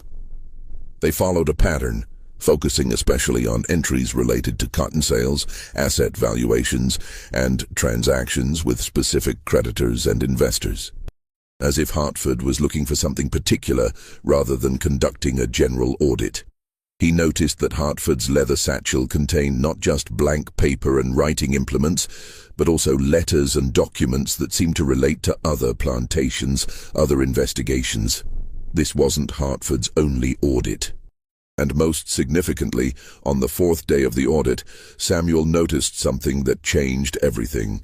He was retrieving a requested ledger from 1855 when he saw Hartford's satchel sitting partially open on the side table in the study. Inside, just visible, was a newspaper from a northern state. Samuel couldn't see the full masthead, but he caught part of a headline. Abolition Society demands federal investigation into Southern property claims. Samuel's hands froze on the ledger he'd been reaching for. His mind raced, connecting pieces of information that suddenly formed a very different picture than he'd been assuming. Hartford wasn't just a tax assessor, or rather, he was a tax assessor, but that wasn't his only purpose here. He was looking for something specific, something related to property claims, something that abolition societies in the North cared about. He was looking for fraud, for evidence of criminal activity, for ammunition that could be used not just to collect unpaid taxes, but to expose the financial corruption underlying the entire system. Samuel completed his task, handing the ledger to Hartford with steady hands, despite the thoughts racing through his mind, then returned to his other duties with his heart pounding. That night, unable to sleep, Samuel lay in his small room and faced a decision that terrified him. He had evidence. 10 years of meticulously documented evidence showing exactly the kind of fraud that Hartford seemed to be investigating. Evidence detailed enough to verify, comprehensive enough to build a case, damning enough to destroy Fairchild completely. But revealing that evidence meant revealing himself, admitting that he'd been keeping secret records for a decade, putting himself in extraordinary danger. If Hartford was truly what he seemed, an honest investigator looking for evidence of fraud, then Samuel's ledgers could be invaluable, could turn a routine audit into a criminal prosecution, could bring Fairchild to justice in a way that seemed impossible otherwise. But if Samuel was wrong about Hartford, if he misjudged the man's character or intentions, then showing him the hidden ledgers would result in their destruction and Samuel's punishment, possibly his sale to somewhere far worse than Riverside, possibly worse than Sale. Martha's words echoed in his memory. Maybe someday an opportunity will come. And maybe when that happens, you'll need to decide if survival is still the most important thing. This was that moment, that opportunity, that choice. Samuel wrestled with the decision all night, examining it from every angle, weighing risks against possible rewards, trying to calculate odds that were fundamentally incalculable. By morning, he still hadn't decided. He went about his usual duties in a fog of indecision and anxiety, barely able to focus on the work in front of him. But that afternoon, something happened that made his decision for him. Hartford had been examining the 1856 ledgers in detail, cross-referencing entries with receipts and shipping records. Suddenly, he looked up at Samuel, who was organizing documents across the room. "Samuel, come here, please." Samuel approached the desk, his stomach knotted with tension. Hartford pointed to an entry from September 1856.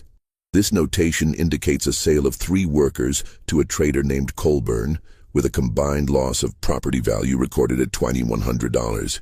But I don't see any corresponding income recorded from the sale. If property was sold, where did the money go?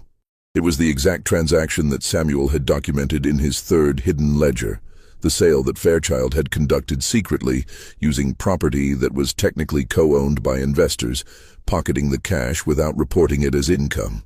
The real sale price had been $2,050, not $2,100, and the entire transaction was fraudulent in multiple ways. Samuel stood there, acutely aware that Fairchild was in the room, listening, ready to provide an explanation that would be plausible enough to satisfy Hartford's question. That was a trade, not a cash sale. Fairchild interjected smoothly, before Samuel could speak. "I received 3 younger workers in exchange, which balanced the property values. The new acquisitions are recorded in the October entries." Hartford flipped to October, examined the entries, nodded. "I see. Thank you for clarifying." But Samuel saw it. The brief flicker in Hartford's eyes that suggested he didn't entirely believe Fairchild's explanation. The way Hartford made a particular notation in his journal, marking something for further investigation. Hartford knew something was wrong. He just couldn't prove it from the official records alone. In that moment, Samuel made his decision. That night, well past midnight when he was certain the main house was silent, Samuel carefully removed one of his hidden ledgers from beneath the floorboard under his bed. Not the most damning one, not yet, but one that would clearly show the discrepancies in Fairchild's accounting, one that would prove the official books were falsified. He chose Ledger 4, which covered 1855-1857 and contained detailed documentation of unreported sales, false production numbers, and misappropriation of funds. It was comprehensive enough to be convincing, but not so extensive that Hartford would be overwhelmed. Samuel wrapped the ledger in cloth to muffle any sound, then slipped through the dark corridors of the main house to the guest room where Hartford was staying. His hands were shaking. His heart hammered so hard he felt dizzy. This was the most dangerous thing he'd ever done. He knocked softly, barely breathing, ready to run if his calculations had been wrong. The door opened after a long moment. Hartford stood there in his nightshirt, a candle in his hand, his expression shifting from annoyance to surprise when he saw who was standing in the hallway. "What is it, boy? Does your master need something at this hour?" Samuel knew he had only seconds to make his case before Hartford dismissed him. So he held up the wrapped ledger and said the only thing he could think to say, the only words that might make Hartford listen. "These are the real numbers, sir. The ones he doesn't want you to see." The hallway went completely silent. Hartford's expression changed, his eyes dropping to the wrapped bundle in Samuel's hands, then back to Samuel's face. For a long moment, neither of them moved. Then Hartford stepped back and opened the door wider. "Come in, quickly." Samuel entered the room, his legs shaking. Hartford closed the door carefully, quietly, then turned to face Samuel with an intensity that hadn't been there during any of their previous interactions. "What you're holding," Hartford said slowly. "Explain it to me." "It's a ledger, sir. My own ledger.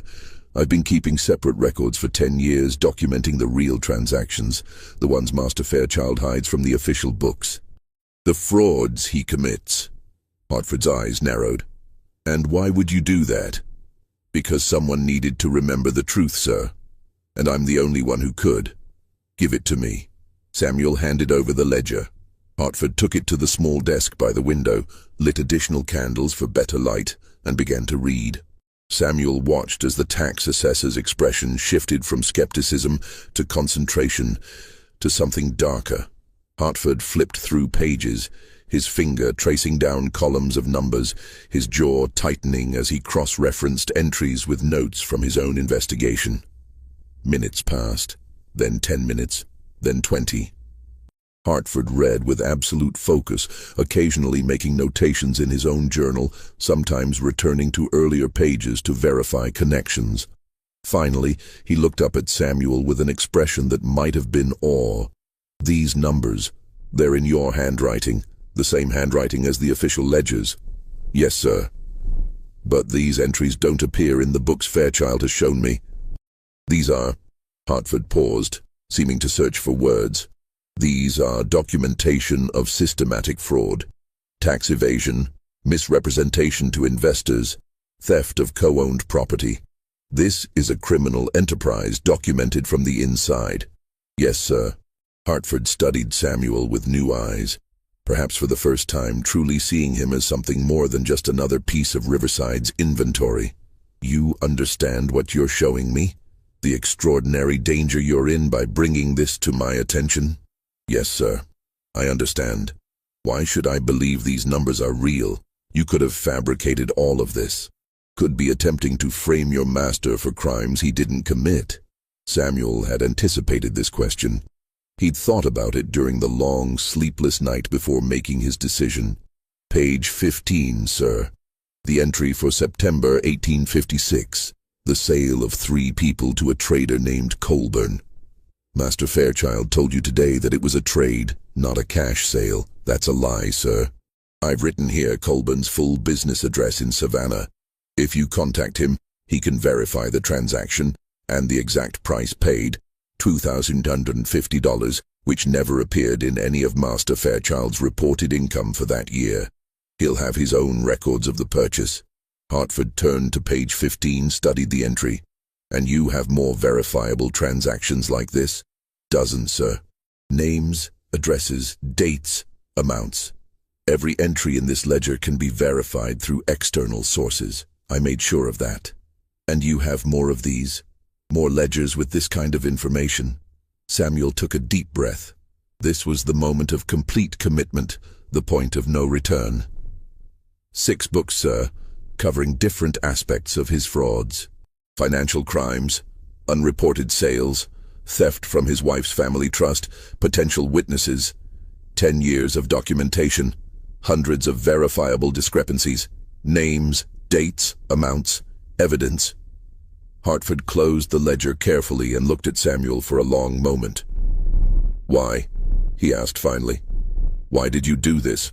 What did you hope to accomplish? It was the question Samuel had been asking himself for 10 years. Why had he done this? What had he been hoping for? He'd never quite been able to articulate it, even to himself, had never found words adequate to explain the compulsion that had driven him to document truth that might never matter. But standing there in that small room, facing a man who might actually have the power to do something with that truth, Samuel finally understood his own motivations clearly enough to express them. Because numbers don't lie, sir. People lie. Master Fairchild lies every day to his investors, to his creditors, to his family, to the government. But the numbers tell the truth, if someone bothers to read them properly. And I thought, maybe someday someone would want to know the truth. Someone who could actually do something about it. He paused, then added more quietly, and because I needed to remember that I was more than just property, that I could think and observe and document, that I had a mind that mattered, even if nobody else thought so. Even if those ledgers never changed anything, they proved to me that I was a person who could witness and remember and record, that my understanding of these numbers meant something. Hartford was silent for a long time, his expression unreadable in the flickering candlelight. Then he asked, "Do you know what will happen if I use this information? To you?" "I'll likely be sold, sir. Best case. I'm currently classified as Master Fairchild's property, but if he's arrested, his assets will be seized to pay his debts. I'll be auctioned along with everything else. And you're willing to accept that? To give up whatever stability you have here for the uncertain possibility that your documentation might lead to prosecution." Samuel thought about that, thought about the life he'd built at Riverside, limited and constrained as it was. He had privileges that most enslaved people didn't have. His own room, indoor work, respect for his skills, even if not for his humanity. He had Martha, the closest thing to family he'd known since being separated from his mother. He had a certain measure of security, knowing what to expect from each day. Bringing down Fairchild would destroy all of that, would plunge Samuel into uncertainty, likely hardship, possibly worse conditions than he currently endured. But he thought about something else too, about the names in his ledgers, the people sold away, separated from families, worked until they died without dignity or acknowledgement, about Thomas, dismissed and disgraced for discrepancies he hadn't created, about Eleanor, robbed by her own husband with no recourse, about every victim of Fairchild's frauds and cruelties who deserved justice but would never receive it if someone didn't speak up. "I'm willing, sir," Samuel said quietly. "Whatever happens to me afterward, at least the truth will be told. At least the numbers will finally speak where someone can hear them." Hartford nodded slowly, his expression grave. "Then bring me the other books tomorrow night, all of them, and don't breathe a word of this to anyone. Not the other workers, not your master, not anyone. Can you do that?" "Yes, sir." "Samuel?" Hartford hesitated, then said something that surprised Samuel with its humanity. "Thank you. What you've done here, what you're risking, it matters. I want you to know that. Win or lose, succeed or fail, what you've documented matters." Samuel felt something tighten in his chest, felt unexpected tears prickling at his eyes. For 10 years, he'd worked in secret, uncertain whether his documentation had any meaning at all. And now someone was telling him it mattered. Someone with authority, with power, with the ability to actually use what Samuel had preserved. "Thank you, sir," he managed to say. He returned to his room in a daze, carefully hiding the remaining 5 ledgers again, then lying in his bed unable to sleep, his mind racing with possibilities and fears and a strange, fragile hope he'd almost forgotten how to feel. The next night, he brought Hartford all 5 remaining ledgers. They spent 3 hours together, Hartford reading while Samuel explained the organization system, the cross-references, the sources for verification. Hartford made extensive notes, asked hundreds of questions, occasionally pausing to stare at Samuel with something like amazement. "This is extraordinary," Hartford said, as the first hints of dawn began to lighten the sky outside. "I've conducted dozens of audits, exposed multiple cases of fraud and embezzlement, but I've never seen anything like this. The thoroughness, the attention to detail, the foresight to document verifiable sources. This is the work of a professional investigator, not..." He trailed off, perhaps realizing the insult implicit in completing that sentence. "Not a slave with no formal education," Samuel finished for him quietly. "I know what you mean, sir. No offense taken." Hartford looked uncomfortable. "I shouldn't have implied." "You should use what I've given you," Samuel interrupted, not wanting to have a conversation about Hartford's surprise at Samuel's capabilities. "That's what matters. The evidence is solid. The frauds are extensive. Master Fairchild has committed crimes against investors, creditors, the government, his own family. He's used people as collateral who don't exist. Reported income he never earned. Hidden assets he doesn't own. It's all documented, all verifiable. I'll need to contact multiple sources to verify the most significant claims," Hartford said. "Back to business. That will take several weeks, perhaps longer. and I'll need to present my findings to the federal prosecutor in Charleston, get authorization for formal charges. This isn't just a tax matter anymore, Samuel. This is criminal fraud on a scale that will require federal prosecution. How long? 2 months at minimum, possibly 3. During that time, you need to act completely normal. Continue your duties. Maintain the official books exactly as Fairchild expects. Give no indication that anything has changed. Can you do that? Samuel thought about it. 2 or 3 months of carrying on, as if he hadn't just handed over 10 years of secret documentation. 2 or 3 months of maintaining the fiction while knowing that it was all coming apart. 2 or 3 months of working beside Fairchild, recording his lies, wondering every day if somehow Fairchild had discovered what Samuel had done. I can do it, sir. Hartford studied him for a long moment. You're a remarkable person, Samuel. I hope you know that. Samuel didn't know what to say to that, so he said nothing. He simply gathered up the ledgers. Hartford would keep them secure, would protect them as evidence, and return to his small room as the sun began to rise. He'd done it. He'd taken the step that couldn't be undone. He'd given Hartford everything he'd been secretly building for a decade. Now all he could do was wait. Wait to see if Hartford was as honest as Samuel believed. Wait to see if the evidence would be enough. Wait to see what would happen when the truth he'd preserved for so long finally emerged into the light. Wait to see if numbers, carefully recorded and patiently accumulated, could really destroy a plantation built on lies. The next 2 months were the longest of Samuel's life. Every day felt like walking on a tightrope, maintaining absolute normalcy while knowing that everything was about to change. He worked in the study recording Fairchild's transactions, his hands steady and his face neutral, even as his stomach churned with anxiety. He assisted with the plantation's daily operations, his manner as efficient and unobtrusive as always. He gave no indication that anything was different, but everything was different, and the strain of pretending otherwise wore on him in ways he hadn't anticipated. Hartford had left Riverside Plantation 4 days after Samuel gave him the ledgers, cordially thanking Fairchild for his cooperation and assuring him that a formal report would be sent within the month. Fairchild had been visibly relieved, convinced that he'd successfully concealed his financial misdeeds from scrutiny. That could have been much worse, Fairchild had said to Eleanor over dinner that evening, his voice carrying through the house. Hartford found a few minor discrepancies, nothing significant.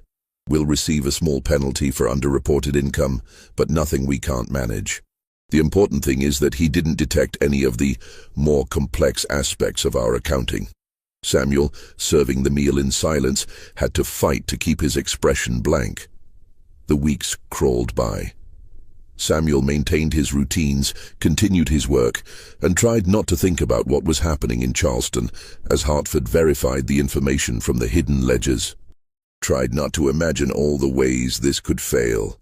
Hartford losing interest, the evidence being deemed insufficient, the people Samuel had listed as witnesses refusing to cooperate or having records that didn't match Samuel's documentation.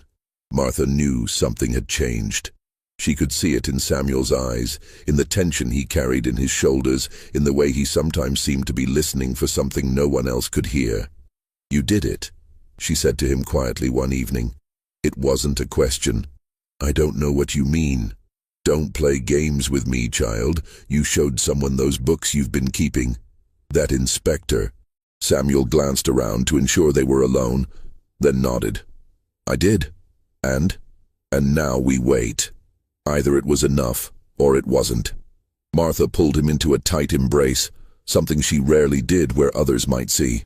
"You're braver than your mama ever got a chance to be," she whispered. "I'm proud of you. No matter what happens next, I want you to know that." "I'm terrified, Martha." "Good.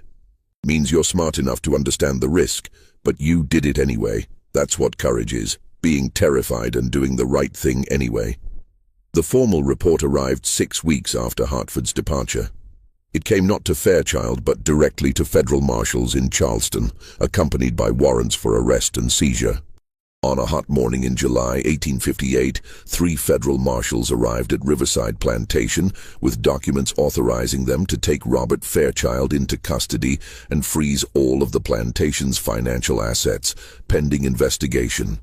They were accompanied by James Hartford, by representatives from 2 of the Charleston banks to which Fairchild owed money, and by a lawyer representing a coalition of investors who'd been defrauded. Samuel was in the study when they arrived, recording supply purchases in the official ledger when he heard the commotion in the front hall. Raised voices, Fairchild shouting, Eleanor crying. The heavy footsteps of multiple men entering the house. He set down his pen with shaking hands and waited. The study door opened. Hartford entered, followed by 2 marshals. Fairchild came behind them, his face flushed red with rage and shock. "You!" Fairchild spat, looking directly at Samuel. His eyes were wild, desperate. "You did this. My bookkeeper, my accountant. I gave you everything. I taught you. I trusted you." Samuel stood up slowly, forcing himself to meet Fairchild's gaze. "You taught me to keep accurate records, sir. That's exactly what I did." One of the marshals stepped between them before Fairchild could lunge toward Samuel. "Mr. Fairchild, you're under arrest on federal charges of fraud, embezzlement, and tax evasion. You need to come with us. This is outrageous." "Based on what evidence? The lies of a slave? His testimony isn't even admissible in court." "The evidence isn't testimony," Hartford said calmly. "It's documentation. 10 years of meticulous records, all verified through external sources. Bank records, shipping manifests, purchase receipts, witness statements from traders and merchants across 3 states. Every claim has been corroborated. Your official ledgers are fiction, Mr. Fairchild, and now we can prove it." The color drained from Fairchild's face as the full scope of what had happened finally registered. "The ledgers, Samuel's other ledgers, are now federal evidence in a criminal prosecution," Hartford finished, "along with testimony from 17 independent witnesses who've confirmed various fraudulent transactions." "You're finished, Fairchild." They led him away in chains. Samuel watched from the study window as Fairchild was placed in a wagon, still protesting, still refusing to accept the reality of his situation. Eleanor followed in her own carriage, already consulting with the family lawyer who'd been hastily summoned. And then they were gone, and Riverside Plantation fell into a strange, suspended silence. Hartford remained behind with a court-appointed trustee who would manage the plantation's affairs pending the trial. The trustee, a businesslike man named Peters from Charleston, began immediately cataloging assets, freezing accounts, and preparing for what would be an extensive legal process to untangle Fairchild's fraudulent finances. Samuel was ordered to assist with the inventory, his knowledge of the plantation's operations being deemed too valuable to waste. He spent the next several weeks working with Peters and Hartford, explaining entries in both the official and hidden ledgers, helping identify which assets actually existed versus which were phantom inventory reported for fraud. It was surreal. For 10 years, Samuel had been the invisible force documenting Fairchild's crimes in secret. Now he was openly working with federal investigators, his hidden ledgers spread across the study desk alongside the official books, his expertise sought out and valued by men who would normally never consider an enslaved person's knowledge worth consulting. But Samuel wasn't free. That was the bitter irony of the entire situation. Yes, he'd brought down Fairchild. Yes, his documentation had exposed crimes that would likely result in years of prison time. Yes, he'd achieved something that had seemed impossible, using nothing but accurate record-keeping to destroy a corrupt plantation operation. But legally, Samuel was still property. And with Fairchild's assets frozen, Samuel fell under the jurisdiction of the court as part of the estate that would eventually be liquidated to pay creditors, which meant Samuel would be sold. Hartford broke the news to him 3 days after Fairchild's arrest. They were in the study reviewing entries from 1856 when Hartford set down his pen and looked at Samuel with genuine regret. "The trial will take months, possibly longer," Hartford said. "Fairchild has retained expensive lawyers who will fight every charge. But eventually he'll be convicted. The evidence is overwhelming. When that happens, his assets will be liquidated to pay his creditors, and legally, Samuel, you're classified as one of those assets. Samuel had known this was coming, had accepted it as the inevitable cost of his choice to come forward, but hearing it stated so plainly still felt like a blow. I understand, sir. I've tried to find a way around it, Hartford continued. I argued that you should be freed as compensation for your cooperation with the investigation. But the courts won't do it. You're worth too much. The creditors won't give up that value. How much am I worth? Samuel asked. He was 24 years old, skilled in accounting and literacy, young enough to work for decades. He knew his value would be high. The trustee has assessed you at $1,800, possibly more at auction given your unique abilities. $1,800, more than twice what most field workers would fetch. A substantial asset that the creditors weren't willing to sacrifice for something as abstract as justice or gratitude. When will the auction be? Not until after the trial concludes and the liquidation is authorized by the court. That gives us time. I'm going to try something, Samuel. I can't promise it will work, but I'm going to contact abolition societies in the North. Tell them your story. See if we can raise funds to purchase your freedom. Samuel looked at Hartford in surprise. You would do that for me? You exposed one of the largest fraud cases this state has seen in years. You've provided documentation that will help recover losses for dozens of defrauded investors. And you did it at extraordinary personal risk, knowing you'd likely lose everything. Yes, Samuel, I would do that for you. You deserve better than to be sold at auction like livestock. Over the following months, as Fairchild's trial proceeded in Charleston, Hartford kept his promise. He wrote to abolition societies in Boston, New York, Philadelphia. He told them Samuel's story, the enslaved bookkeeper who'd documented his master's crimes for a decade, who'd used his gift with numbers to bring down a corrupt plantation, who now faced being sold despite his cooperation with justice. The response was overwhelming. Northern newspapers picked up the story. The accountant, they called him, fascinated by the narrative of an enslaved man using precise record-keeping as a form of resistance. Abolition societies saw him as a perfect example of the intelligence and capability that slavery tried to deny and suppress. Letters poured in expressing support. Some included small donations toward purchasing Samuel's freedom. Others offered assistance with relocation if freedom could be secured.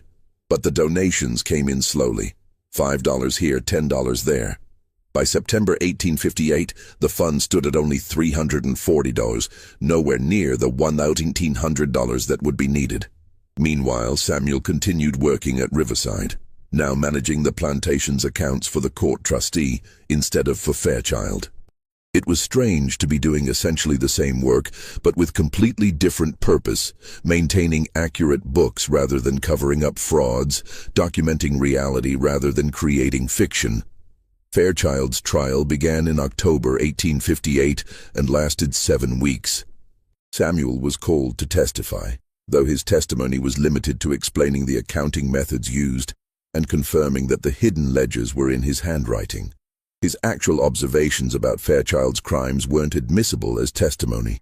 Enslaved people couldn't testify against white people in criminal proceedings, but the ledgers themselves were admissible as evidence.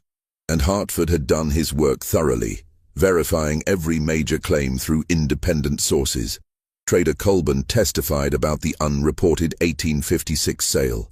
Bank representatives testified about loans obtained using false asset valuations. Merchants testified about forged receipts and fictitious transactions. The prosecution built an overwhelming case, using Samuel's documentation as the foundation upon which all other evidence was structured. Fairchild was convicted on November 28, 1858, on 17 counts of fraud, embezzlement, and tax evasion. He was sentenced to 4 years in federal prison and ordered to repay $73,000 in restitution to various victims of his crimes. It was over. Samuel had won. Except he hadn't. Not really. Because winning meant Fairchild going to prison while Samuel still faced being sold. The liquidation of Fairchild's estate was scheduled for March 1859. All of Riverside's assets would be auctioned to the highest bidders, with the proceeds going to pay creditors. The plantation itself would be broken up and sold in sections. Equipment, livestock, and enslaved people would all go under the hammer. Samuel had 5 months. Hartford redoubled his efforts to raise funds for Samuel's freedom. He wrote more letters, gave interviews to northern newspapers, even traveled to Boston to speak at an Abolition Society meeting, bringing Samuel's hidden ledgers to show as proof of what one determined person could accomplish even under the most oppressive circumstances. The donations increased, but painfully slowly. By February 1859, the fund stood at $920, still $1,000 short of what would be needed. Samuel tried to maintain hope, but it became harder as the auction date approached. He'd done everything he could, had risked everything, had achieved the seemingly impossible goal of bringing Fairchild to justice. And his reward was to be sold away from the only home he'd known for 17 years, away from Martha and the few other people he cared about, to an unknown fate with an unknown buyer. "Maybe it's enough," Martha said to him one evening, a week before the scheduled auction. "Maybe bringing him down was enough, even if you don't get freedom." "Maybe," Samuel said, but he didn't believe it. It didn't feel like enough. It felt like a story that ended too soon, with the victory incomplete. "I'm proud of you," Martha said again, as she'd said many times over the past months. "Your mama would be proud too, wherever she is. You did something that mattered, Samuel. Don't let anyone tell you different." The auction was set for March 3rd, 1859. As the date approached, Samuel found himself surprisingly calm. He'd done what he could. The rest was out of his hands. On March 1st, 2 days before the auction, Hartford arrived at Riverside in a hurry, his face flushed with exertion and excitement. "Samuel!" he called out as soon as he saw him. "Where's Peters? Where's the trustee?" "In the main house, sir. What's happened?" But Hartford was already striding toward the house, and Samuel followed quickly, his heart beginning to race with something that might have been hope. Peters was in the study, reviewing final auction documents. Hartford burst in without knocking, startling the trustee. "I have a buyer for Samuel," Hartford announced. "Someone willing to pay above the assessed value if the sale can be conducted privately before the auction." Peters frowned. "I can't give special treatment, Mr. Hartford. The auction is in 2 days. This buyer is offering $2,200 for Samuel specifically, with the understanding that he'll be immediately manumitted upon sale. That's $400 above your assessed value, benefiting the creditors and resolving a complicated situation before the public auction. You'd be a fool not to accept." Samuel's breath caught. $2,200 and immediate manumission? Who would possibly? "Who's the buyer?" Peters asked. Hartford pulled out documents. "The Massachusetts Abolition Society, acting through me as their legal representative. The funds have been raised through donations over the past 5 months. I have bank drafts here covering the full amount." Peters examined the documents, his expression skeptical. "This is highly irregular, but entirely legal. I've checked with 3 lawyers. You're authorized to sell estate assets to pay creditors. I'm offering to purchase one specific asset at above market value, with payment in full immediately. There's no legal basis to refuse." Samuel stood frozen, unable to speak, barely able to breathe. Freedom. Real freedom. Not someday, not as an abstract possibility, but in 2 days if this sale went through. Peters consulted his documents, made some calculations, then finally nodded slowly. "Very well. If the Massachusetts Abolition Society is willing to pay $2,200 for this particular asset, I'm authorized to accept. The sale can be concluded tomorrow, and manumission papers filed immediately thereafter." Hartford turned to Samuel with a genuine smile. "Pack your things. You're leaving Riverside as a free man." Samuel walked out of Riverside Plantation for the last time on March 2nd, 1859, carrying a small bag containing the few possessions he owned and the most precious thing he'd ever possessed: manumission papers legally documenting his freedom. He was 25 years old. He'd spent 17 years enslaved, the last 12 of those years documenting the truth that would eventually set him free. Martha was there to see him off, tears streaming down her weathered face. "You go make something of yourself," she said, holding him tight. "You go show the world what you're capable of when nobody owns you." "Come with me," Samuel said. He'd been thinking about this since Hartford told him about the sale. "We can raise funds for your freedom too, the Abolition Society." But Martha shook her head. "I'm too old, child, and I got family here, grandchildren in the fields. I can't leave them. But you go. You live free enough for both of us. You tell people what happened here.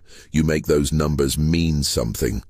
Samuel left Riverside with Hartford, traveling to Charleston and from there to Boston by ship. It was his first time leaving South Carolina, his first time seeing the ocean, his first time experiencing the strange reality of being free. In Boston, he was welcomed by the Massachusetts Abolition Society as a hero of sorts. His story had been circulating in northern newspapers for months. The enslaved accountant who documented his master's crimes with such precision that he'd brought down an entire plantation operation. The Abolition Society had work for him immediately. They needed someone to manage their finances, someone who understood accounting and could be trusted with their funds. Samuel took the position gratefully, finally using his skills for a cause he believed in rather than to perpetuate a system he hated. But he didn't want his story to end there. He wanted to do more with what he'd learned and documented. In 1860, Samuel began giving talks at Abolition Society meetings, describing the economic mechanics of slavery from an insider's perspective. He brought his original ledgers.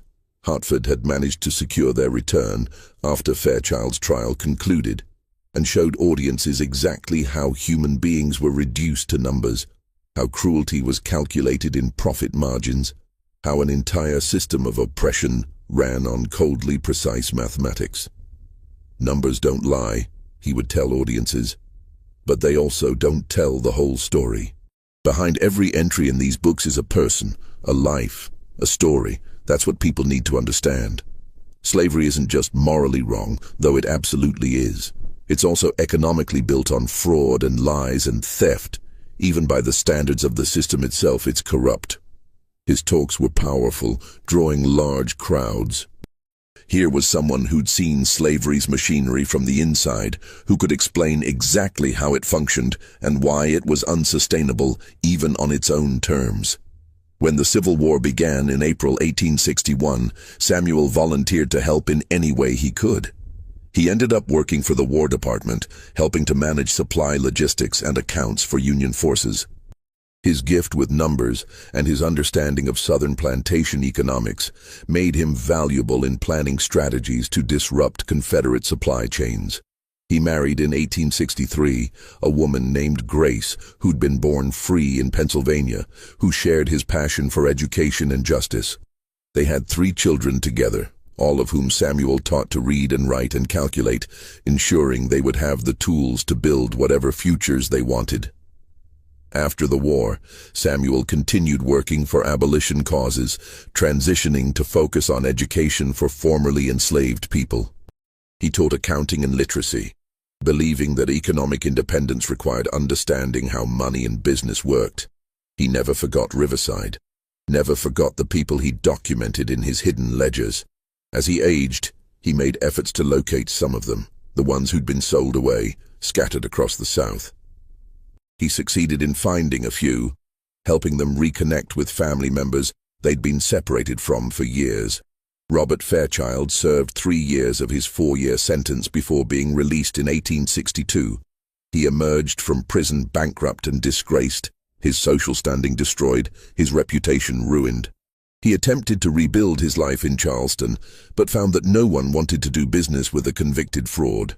He died in 1871, bitter and alone, still refusing to acknowledge that his downfall had been his own doing. Eleanor had fared better, ironically. With Robert in prison, she'd successfully sued to recover what remained of her stolen trust fund, and she'd eventually remarried, this time to a Charleston merchant who treated her with considerably more respect than her first husband had shown. Riverside Plantation itself ceased to exist as a functioning operation by 1864. The land had been subdivided during liquidation, sold to multiple buyers who ran smaller farms. The main house burned down in 1879 under circumstances that were never fully explained, though some suspected arson by formerly enslaved people who wanted to see that symbol of their oppression destroyed. But Samuel's ledgers survived. Hartford had ensured they were preserved, donating them to the Massachusetts Abolition Society archives. After the war, they were transferred to what eventually became the Boston African American History Museum, where they remain to this day. 6 leather-bound books, filled with careful handwriting, documenting 12 years of a plantation's operations with devastating accuracy. They've been studied by historians, economists, sociologists. They've been exhibited in museums, digitized for researchers around the world, cited in countless academic works about the economics of slavery. They remain some of the most detailed first-hand accounts of slavery's financial mechanics ever recorded. Not from an outside observer, but from someone who managed the system from within while secretly documenting its corruption. Samuel lived to the age of 63, dying in Boston in 1897. He'd spent the last decades of his life teaching, writing, and occasionally speaking about his experiences. He'd published a memoir in 1882 titled The Accountant's Ledger, A Slave's Mathematical Resistance, which became moderately successful and helped preserve his story for future generations. In his final years, he would sometimes take out his original ledgers and read through them, remembering the people whose names he'd preserved, the struggles he'd witnessed, the long, patient work of documenting truth when no one was listening. Visitors would ask him what he was most proud of: bringing down Fairchild, gaining his freedom, helping with the Union war effort, teaching hundreds of formerly enslaved people to read and calculate. But Samuel's answer was always the same. I'm most proud that I remembered, that I wrote it down, that I made sure the truth existed somewhere, even when it seemed like no one cared. Because numbers don't lie, and neither do the names of people who deserved to be remembered as people, not property. On his deathbed, surrounded by his children and grandchildren, Samuel made one final request: that his ledgers be preserved forever, kept accessible to anyone who wanted to understand what slavery really looked like from the inside. "Let those numbers speak," he whispered. "Let them tell the story I spent 12 years recording. Let them remember when human memory fails." His family honored that request. The ledgers remained in the museum's collection, carefully preserved, occasionally exhibited, always available to researchers and students, and anyone curious about this particular story of resistance through documentation. And they're still there today, more than a century after Samuel's death. 6 books that destroyed a plantation, preserved a truth that powerful people wanted hidden, and proved that sometimes the most powerful act of resistance is simply refusing to let the truth be forgotten. Samuel was right about one thing: numbers don't lie. But he was also right about something deeper, something more important. Numbers alone aren't enough.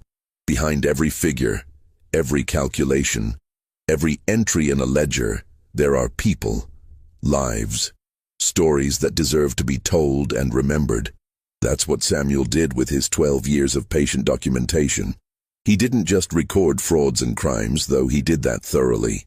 He also recorded humanity in a system designed to deny it. He remembered names when people were reduced to property values. He documented stories when lives were supposed to be forgotten. He proved that even in the most oppressive circumstances, even as someone classified as property rather than person, one individual with skill and determination and patience could make truth matter. Not by violence, not by rebellion, but by the simple, stubborn act of bearing witness, of writing down what happened, of keeping accurate records, of refusing to let lies stand unchallenged, even when challenging them took 12 years of secret work. That's the legacy of the man known as the Accountant. Not just that he brought down a corrupt plantation, though he did that. Not just that he gained his freedom, though he achieved that too. His legacy is that he proved the power of documentation itself. The power of patient, methodical truth-telling. The power of one person who refuses to forget, who records what others want hidden, who believes that someday, somehow, the truth will matter. And he was right. The truth did matter. It took 12 years, but it mattered. The numbers spoke, and they destroyed everything built on lies.